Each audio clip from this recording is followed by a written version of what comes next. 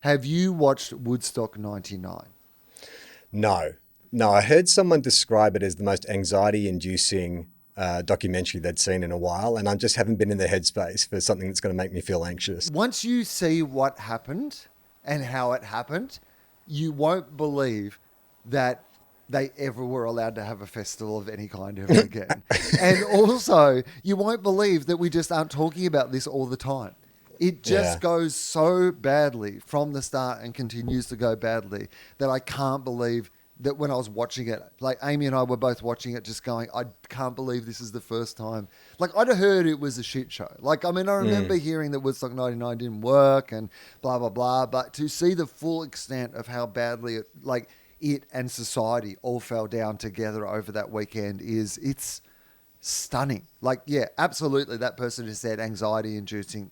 Absolutely. Like, Just the thing hearing that you Amy and I describe kept it. saying to each other was like, but why didn't they leave? Like, that's that's there are so many. Like, if you looked back over the red flags, maybe not red hats, but the red flags that were seen that weekend, like, and some of it with very disastrous consequences, by the way. Like, some of it is funny, but some of it is absolutely not funny at all. There was like a heap of Horrifying. sexual assault and violence and all these sort of things. So, like, but then there's this other aspect of it where at the end, like, again, this doesn't really spoil anything.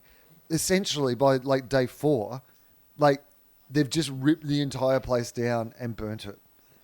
Like, while shows are happening, like, they're literally tearing down, the towers where like the palings off the wall, and then crowd surfing on these palings, and then just lighting, pushing everything over and lighting it on fire.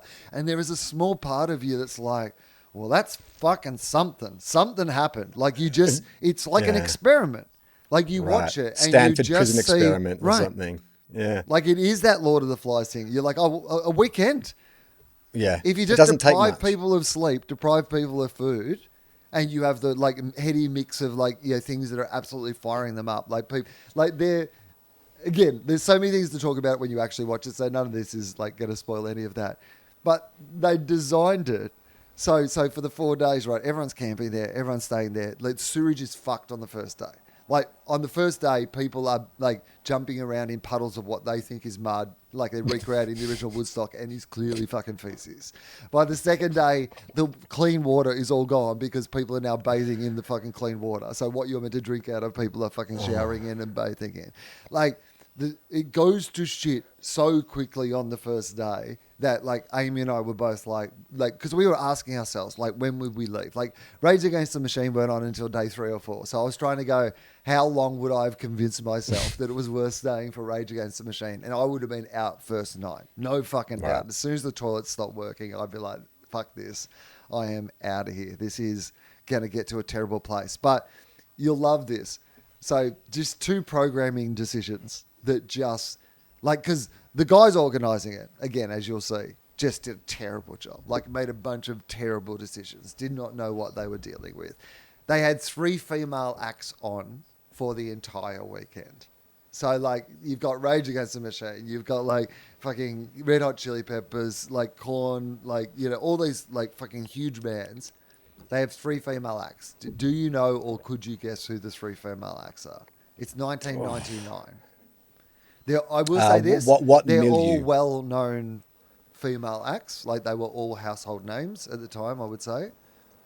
Are they individual acts or bands or I like mix of Look. both? The clue is that they were very unlike the rest of the lineups. So yes, not female singers on big bands, solo female artists singing music that did not really fit with what was programmed for the So rest of pop the festival. stars, Yeah, pop well, stars. pop-ish, yes, like pop adjacent. Yeah. You tell me. I don't know. Um, One of them was homeless and lived in a car for a while. Does that give you any clues? Jewel. Jewel. Okay, so Jewel played.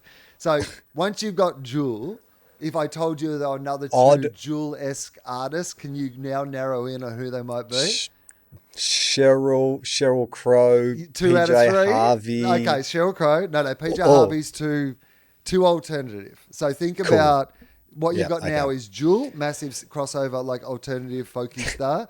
You've got Sheryl Crow. Well done, nailed that.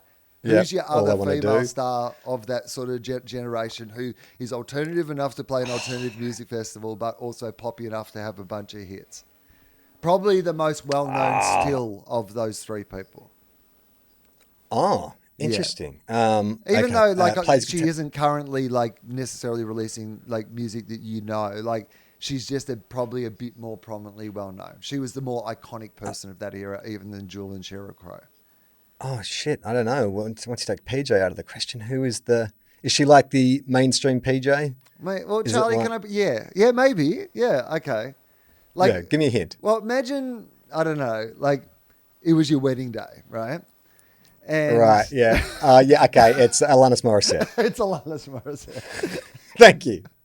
I was going to say, imagine you got 10,000 spoons. Yeah. And all you need. Too much of a clue.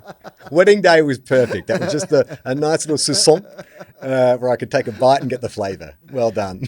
So that's their three female acts they have for the whole weekend. So, like, none of the fans of the other bands are going to give them a good reception. Like, but you're also doing nothing to mix up the energy in the lineup. But this is my favourite bit. So people hadn't slept very much because the reason is they had a rave tent, but the rave tent only started when the other bands finished at like 11:30, 12 at night, and then just went right through the night. So there's just this footage of people who've been out in the sun drinking and taking drugs all day because they weren't checking for drugs at the door. And so they've been drinking and taking drugs, and then they go to this all-night rave and just go straight through. And then if I had not left the night before, I definitely would have left the next morning. I mean, even as you're describing it, I'm actually getting like that little butterflies in my tummy, a bit of heart palpitations, because I've been at festivals that have been run completely fine, and it's got to day 2 or day 3 where I'm like, I want to get out of here. Like I don't care like how well organized it is. And I often think about The Simpsons, like for everything they skewered about society so accurately. I think the one lasting thing for me is they got mob mentality every time. The people of Springfield go crazy and just like break down in 3 seconds. I reckon The Simpsons nailed that's exactly what we're like. It does not take much of a push before we all descend into madness. I think that is a great observation about The Simpsons too. Really do feel like it's almost the most accurate thing that they got. Yes. Like, or that they do just uniquely better than anybody else. And it's so true. And that's what this weekend is absolutely. It's like if it was set in Springfield, you'd be like, yep, that's what would have happened. Yeah. It's the most cynical of takes of humanity. Because that is, if you say you get a bunch of people together for a music festival, what could go wrong? The most cynical thing you could say is exactly what happened at Woodstock 99. Like from day one, it's all going to go to shit. To see the full video, join our Patreon. Patreon.com/TOFOP.